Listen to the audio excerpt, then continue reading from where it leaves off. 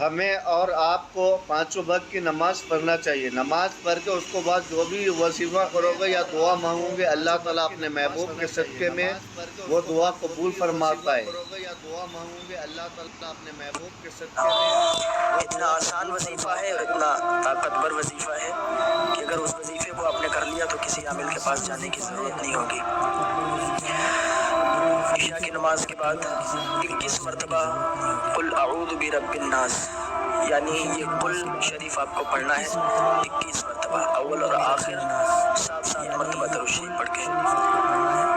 دوسری چیز یہ ہے کہ پھر 100 مرتبہ استغفر اللہ تعالی ربی من کل ذنب واتوب الیہ یہ وظیفہ کرنا ہے. اس کو بھی 7 مرتبہ اول اور آخر درود شریف یہ وظیفہ کرنا ہے پڑھنا ہے. یہ 2 وظیفے ہیں عشاء کی نماز کے بعد کرو. اگر آپ کو لگتا ہے کہ آپ کے گھر میں جادو ہے, آپ کے گھر میں کوئی دقت ہے اور اس کی وجہ سے ہمارے کاروبار ٹھپ ہیں, رشتے نہیں آ رہے ہیں, یہ جو بھی دقت ہے, یہ وظیفے 2 وظیفے کرو. 40 دن یا 41 دن یہ وظیفے آپ کرو.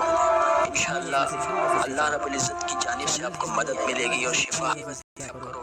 انشاءاللہ اللہ رب العزت کی جانب سے آپ کو مدد ملے گی اور شفا حاصل ہوگی.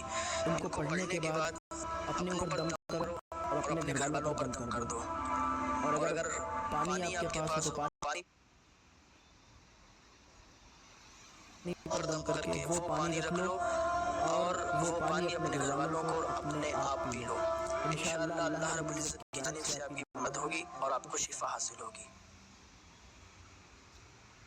ویڈیو اچھا لگا ہے تو لائک کیجیے.